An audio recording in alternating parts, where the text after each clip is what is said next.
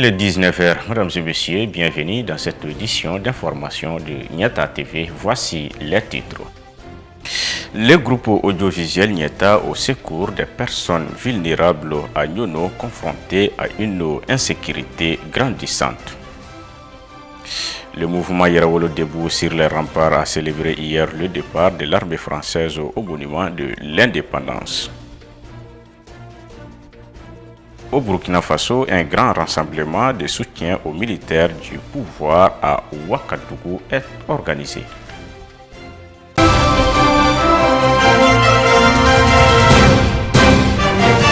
Le groupe audiovisuel Nieta a procédé hier samedi 19 février 2022 à la distribution de dons aux déplacés du cercle de Nyono.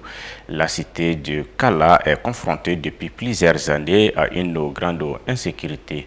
Ces difficultés ont entraîné des morts d'hommes, des champs et des céréales brûlés. Par la suite, les populations se sont déplacées dans les villes pour se protéger. L'opération humanitaire à travers l'émission Djombi Hine du groupe audiovisuel Nieta vient au secours de ces personnes vulnérables en cette période difficile. Au total, 400 familles ont bénéficié chacun d'un sac de riz, un sachet de vêtements, une enveloppe contenant le prix des condiments. Le terrain sportif de Nyono a abrité la cérémonie de remise des dons. Nos envoyés spéciaux Abdou Ouattara et Minirou Djiré. C'est dans la cour du terrain sportif de Nyono que les déplacés sont venus nombreux pour recevoir ces dons. Des hommes et des femmes avec de l'espoir de quoi trouver à manger et se vêtir. Le maire de la commune urbaine de Nyono et les chefs du service de développement local ont manifesté leur sentiment de joie et de reconnaissance envers le groupe audiovisuel Nieta. C'est avec un sentiment de joie que nous nous retrouvons ce matin pour la distribution des vivres et des vêtements offert par le groupe Nieta à nos populations démunies. Qui c'est la situation dans laquelle Nyono se trouve aujourd'hui. Dû à l'insécurité, nos populations sont déplacées et vous avez constaté que les difficultés sont d'ordre très grand. Les paysans n'ont pas pu cultiver leurs champs à cause de l'insécurité. Certains ont vu les récoltes brûler, certains n'ont pas pu faire accès à leurs champs. Donc aujourd'hui, ils ont des difficultés pour se nourrir. Des déplacés sont là, des démunis sont là. Si le groupe Nieta pense à cela et offre vraiment ces dons de vivres et de vêtements, nous ne pouvons que les remercier. Que le Tout-Puissant les paye. Nous ferons que remercier vraiment le groupe Nieta audiovisuel pour avoir fait vraiment cet acte humanitaire. Vraiment, c'est bien apprécié par les bénéficiaires aussi bien que toute la population de Nyono. Parce que quelqu'un qui vient vraiment essuyer les larmes des personnes vraiment en vulnérabilité très avancée et vraiment dans cette situation critique, nous ne ferons que remercier vraiment le groupe Nieta pour ça. Pour le président du club des amis du groupe audiovisuel Nieta, cette activité est placée dans le cadre de l'action humanitaire de Nieta, car 100 familles ont bénéficié de ces dons. À travers le groupe audiovisuel Nieta qui a lancé un appel pressant à l'ensemble de ses auditeurs et de ses téléspectateurs, dans le but d'être dans un esprit de partage, de solidarité et un esprit de convivialité. Le credo du groupe audiovisuel Nieta étant d'être au service de l'humanité, comme son nom l'indique, a jugé nécessaire de faire cet appel pour apporter, pour chercher des dons, des vivres et secourir et venir au secours de ces déplacés dans la ville de Nyono et de ses contrées. Le groupe audiovisuel Nieta a pu quand même être sur place avec le secours de 400 familles. Ces 400 familles ont bénéficié chacune d'un sac de riz, d'un lot de vêtements et ensuite une enveloppe contenant le prix des condiments. Il a invité les personnes de bonne volonté à entreprendre ces actions. Le groupe audiovisuel Nieta continuera à secourir les personnes qui sont dans les besoins. Dans les jours à venir, nous comptons pas seulement à Nyono. Et il y a d'autres coins qui sont là. Les demandes sont toutes formulées où nous comptons ensuite les venir en aide, notamment dans beaucoup de régions. Nous savons que nous en sommes sûrs et certain que la population, le peuple malien est un peuple qui fait de l'aide. Les donateurs seront prêts à nous aider et à nous assister. Les porte-paroles des déplacés a remercié les donateurs et faire des prières pour le retour de la paix au Mali. Les représentants des déplacés de Nyono. Vraiment, on est content, on a merci de toutes les délégations, ceux qui sont à Nyono, ceux qui sont quittés à Bamako. On est content pour les remises d'aujourd'hui. Vive le groupe audiovisuel Nieta dans ses actions humanitaires pour venir au secours des personnes qui sont dans les besoins. Le mouvement Yerawolo Debout, en collaboration avec d'autres organisations, ont organisé hier samedi 19 février 2022 au monument de l'indépendance une grande manifestation pour célébrer le départ de la force Barkhane et Takuba du Mali. Suivant le reportage de Amadou Niamele sur les images de Laji Mamadou Traoré. Suite à l'annonce des autorités françaises du retrait de l'armée française du Mali, des milliers de personnes étaient venues célébrer leur joie pour le départ de Barkhane et Takuba, une initiative du mouvement Yerawolo et plusieurs associations. Aujourd'hui, c'est une journée historique dans l'histoire politique du Mali. Après le 20 janvier 1961, Modibo Keïta a chassé la France. Aujourd'hui, Assimi Goïta s'est assumé en chassant la France, en suivant la volonté populaire du peuple malien. Le mouvement Yerawolo Debout sur les remparts a lancé un appel vibrant au peuple malien en 24 heures qui a répondu à des dizaines de milliers. Ça veut dire c'est un message fort. C'est que Assimi a répondu au message du peuple. Et nous allons rester debout sur les remparts jusqu'à la victoire finale parce que c'est une étape très importante que nous venons de remporter mais qui est différente de la victoire finale. On va rester mobilisés. Comme Modibo Keïta l'a dit, en République du Mali, la révolution s'est faite dans la joie. C'est pourquoi nous sommes très joyeux et le peuple, quand il est joyeux, il les manifeste dans la rue. Donc nous ne voulons pas qu'on soit dans la rue pour porter un message de colère. C'est pourquoi j'en appelle à la sagesse d'Emmanuel Macron de retirer immédiatement sous la supervision des autorités maliennes les troupes françaises qui sont considérées aujourd'hui comme des forces d'occupation avant que ça ne soit trop tard. Parce que le Mali est un pays souverain et la souveraineté appartient au peuple. Nous saluons Assimi Goïta pour son courage patriotique. On est venu pour balayer la France une bonne fois pour toutes avec la cendre. Parce que c'est traditionnel, c'est coutumier au Mali. Nos autorités, on est sortis les féliciter, les soutenir, les encourager. Parce que vraiment, depuis que Dieu a créé le Mali, ça sont des vrais hommes qui sont venus. L'heure n'est pas à la tergiversation. La France a fait 9 ans ici. La France a échoué tout bonnement, brillamment échoué. Elle a échoué brillamment. Voilà, ça veut dire que c'est dans le rouge. Voilà, donc en 9 ans, on a eu 20 000 morts. Et eux, ils sont en train de déplorer leur soi-disant, je ne sais pas quoi, 53 morts en 9 ans. Ils n'ont même pas honte parce qu'ils sont nés avant la honte. Nous sommes très contents ce soir. Nous sommes tous invités à l'appel de Yerawolo. Nous, en tant que les commerçants, ils ont invité tous les dignes fils de ces pays de venir vraiment répondre leurs appels. C'est juste pour le départ de l'armée française au Mali, le Takuba et le Barkhane. Et nous demandons, nous demandons le départ des MINUSMA. On demande de toutes les forces étrangères qui se trouvent actuellement sur le territoire malien. Nous, on leur demande vraiment de rentrer chez eux. Aujourd'hui, nous sommes fiers de notre transition et on est derrière notre transition. Et surtout, c'est que notre ministre Abdoulaye Maïga a proposé, on demande à l'autorité française vraiment de respecter l'autorité malienne et vraiment on demande leur dégagement aujourd'hui sur le territoire malien. Aujourd'hui, le Mali dit merci des aides qui sont faits. Pendant 9 ans, le Mali n'a pas eu un résultat concret. Donc vis-à-vis à ces déficits, les Maliens eux-mêmes ont décidé que la France prise ses bagages avec les autres partenaires pour la sécurité. Car il n'y a aucune infrastructure, aucun rapport qui prouve que le Mali maintenant est en paix. La jeunesse malienne s'est mobilisée, précisément Yerawolo Debout sur les remparts et les autres. Parmi les autres, il y a 80% de la majorité malienne qui s'est prouvée le 14 janvier, qui donne légitimité à ces peuples qui se doit légitimer aussi à ses pouvoirs transitoires.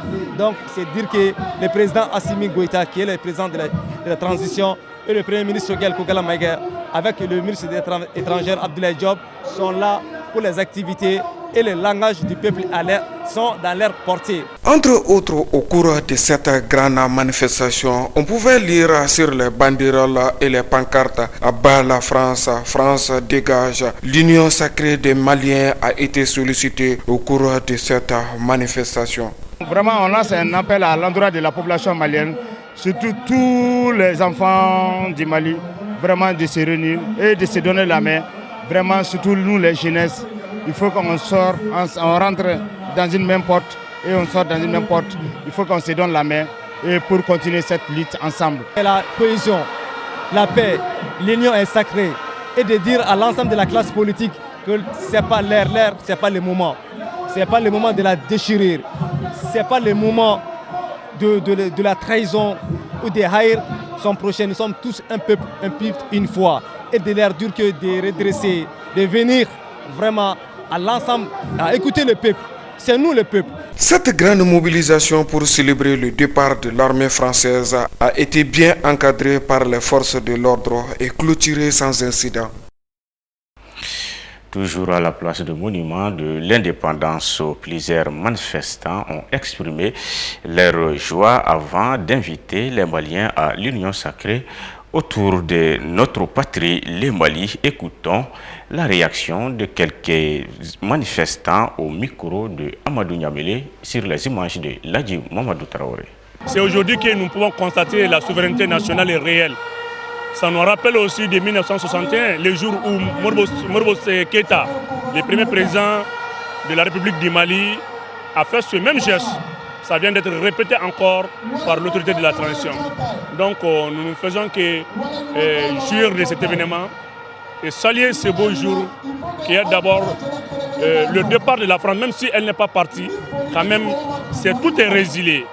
Légitimement, la France ne peut plus intervenir au Mali. Ce n'est pas le départ de l'armée française seulement, c'est l'armée française et l'opération Takuba, implique aussi l'allié avec le Canada. Et ça ne va créer aucun vide. Au contraire, leur présence, c'est ça qui crée des vides. Mais leur absence là, ne serait quand même que combler des vides. Ne serait que combler des vides. Et on est très heureux, on sait que maintenant, après ce départ-là, tous les trous seront comblés. Inch'Allah, l'armée malienne est bien préparée pour pouvoir combler tous ces vides-là. L'appel ne serait qu'à l'union nationale, à l'union sacrée, à un brassage. Appel à tous les dignes fils de ce pays, que ce soit la classe politique, que ce soit la société civile. C'est le moment après ce départ-là que nous soyons unis pour un Mali meilleur, pour un Mali prospère. C'est nous qui avons dit nos populations. Les populations maliennes, nous on a dit à transition de dire à la France de quitter dans notre territoire immédiatement sans condition. Nous n'avons pas besoin de la France, militaires français et Takuba dans notre territoire, ils n'ont pas quitté. Depuis que le Takuba n'est pas né, Mali est là. Depuis que Barga n'est pas né, Mali est là. Ils n'ont pas quitté dans notre territoire immédiatement, sans condition. C'est ça que nous on veut. À l'endroit de la population malienne, nous on veut la Russie. France n'est pas partie. La Russie est mieux par rapport à la France 1000 fois. 1000 fois. Nous on veut la Russie. France n'est pas dégage dans notre territoire. Ça nous dit rien. La 4e édition de la journée spéciale de la boutique Koumati Job Plus l'aspiration des femmes s'est tenue ce samedi 19 février 2022 à la maison des aînés de Bamako. Nombreuses étaient les femmes venues participer à cette rencontre annuelle dans le but de comprendre davantage sur le mariage et les moyens de mieux gérer leur foyer.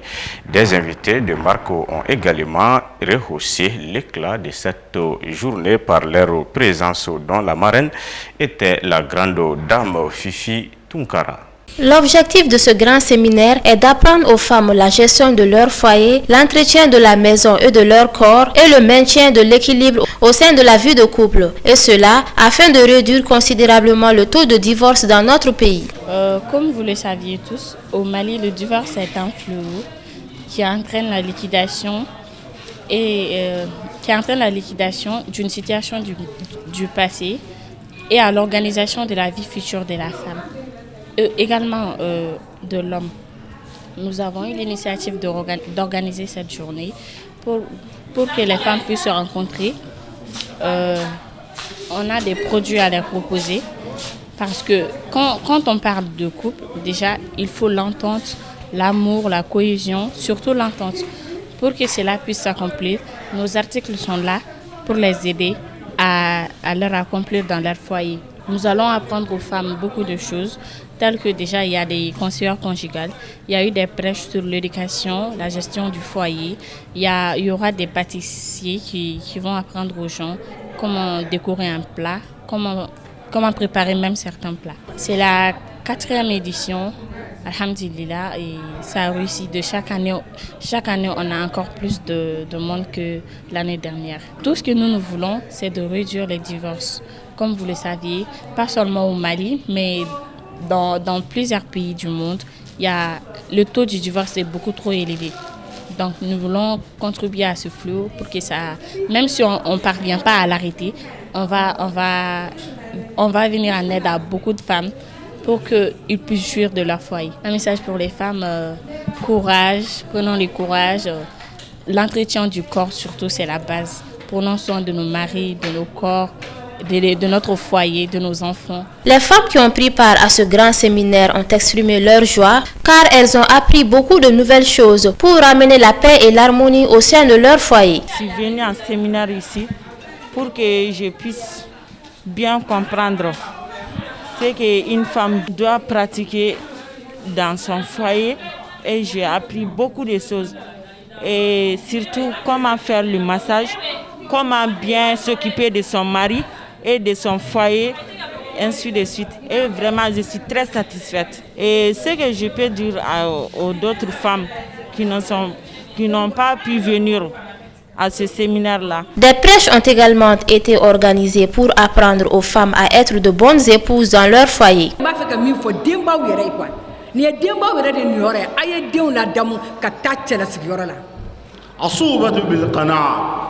Ako ndemso me fan folo mi fe jije ga karini che ga soroy ne balomso gele cham men yore ne labire mi karla na che ga soroy amanjane. Plusieurs personnalités étaient également présentes à ce grand séminaire pour prodiguer des conseils aux femmes afin de maintenir la stabilité dans leur foyer. Des questions-réponses ont également été organisées au cours desquelles les femmes ont pu avoir des réponses à leurs préoccupations dans leur vie quotidienne. À la fin de la cérémonie, toutes les femmes étaient très contentes d'avoir acquis de nouvelles connaissances pour maintenir la paix et l'harmonie au sein de leur foyer. Ce séminaire est d'une importance capitale car il permettra de réduire considérablement le taux de divorce dans notre pays. Vivement la 5e édition, Inch'Allah. Une délégation conduite par le président du groupe Atlas Izato de la Turquie, Ender Andarbar, a été reçue le mercredi 15 février par le maire du district de Bamako, Adama Sankaré, dans le cadre de l'assainissement de la ville de Bamako. Aïssata Touré.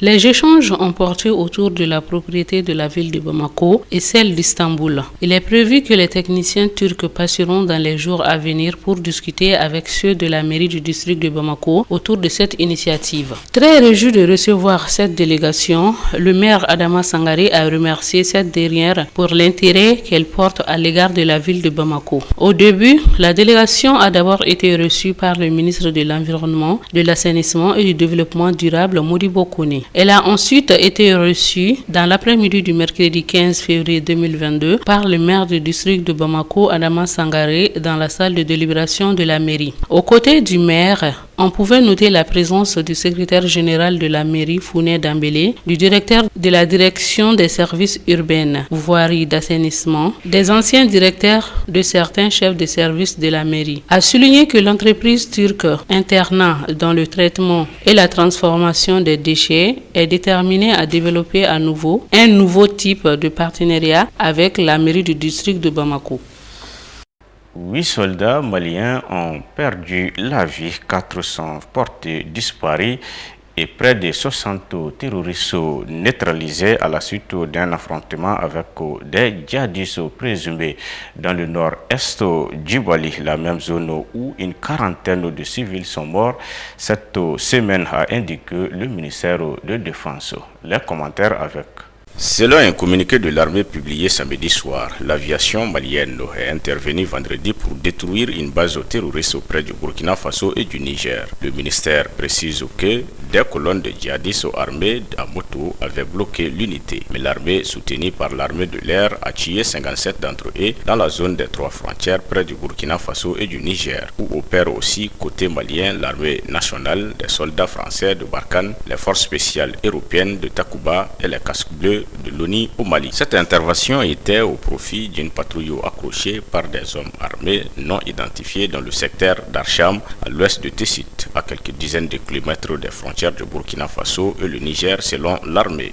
Une quarantaine de civils maliens ont été tués cette semaine dans cette zone en proie à des affrontements entre djihadistes par un groupe affilié à l'organisation État islamique, ont indiqué vendredi différentes sources locales. Les djihadistes présumés auteurs de cette tuerie de civils considéraient leurs victimes comme des complices de leurs rivaux selon les mêmes sources locales.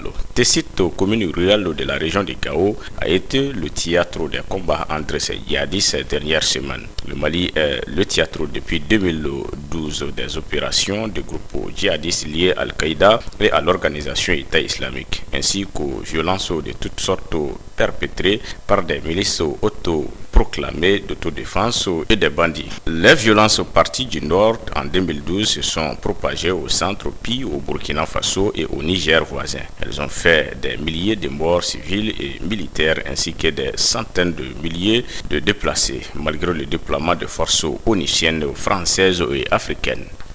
Qu'Allah donne la force et la victoire à nos femmes. Place maintenant à l'actualité internationale. Au moins 117 personnes ont perdu la vie dans de terribles inondations de glissement de terrain à Petrópolis, près de Rio de Janeiro au Brésil, selon un dernier bilan publié jeudi. De nouvelles précipitations sont attendues et les habitants ont été invités à se mettre à l'abri. Les autorités de la ville de Petrópolis au Brésil ont déclenché jeudi les sirènes d'alarme pour évacuer plusieurs zones à risque avant l'arrivée de nouvelles fortes précipitations, 2 jours après les pluies diluviennes qui ont provoqué de terribles inondations et glissements de terrain faisant au moins 117 morts. Des milliers de personnes se sont réunies à l'appel de plusieurs organisations de la société civile pour soutenir le MPSR au pouvoir à Ouagadougou. Le rassemblement, selon les organisateurs, avait un seul but, soutenir l'élan de sursaut patriotique de la junte dans sa reconquête des localités occupées par des groupes armés. Les organisateurs ont lancé un appel à la junte de rassembler tous les Burkinabés autour de cette lutte. Le Premier ministre éthiopien Abiy Ahmed a officiellement lancé ce dimanche la production d'électricité du grand et très controversé barrage de la Renaissance sur le Nil Bleu. Un barrage hydroélectrique source de tension régionale depuis plus de 10 ans. Depuis le lancement de ce projet en 2011, l'Égypte et le Soudan font front commun comme Éthiopie pour ces 2 pays situés en aval du fleuve. Le Nil est une source d'approvisionnement vitale fournissant par exemple 97% des besoins en eau de l'Égypte. Si l'Éthiopie devient maîtresse du débit du fleuve, l'Égypte et le Soudan redoutent de manquer d'eau et de perdre des surfaces cultivables. Pour limiter leurs dépenses, les 2 États souhaitent un accord de contrôle sur l'utilisation du barrage, ce que l'Éthiopie considère comme une atteinte à sa souveraineté. La tempête Eunice s'est abattue vendredi sur le Royaume-Uni avant d'atteindre le continent. Les intempéries ont fait au moins 9 morts et créé d'importantes perturbations. En France, près de 130 000 foyers étaient privés d'électricité à 17 heures, principalement dans les Hauts-de-France. Ceci met fin à cette édition. Merci à vous de l'avoir suivi. L'information continue sur Nieta TV.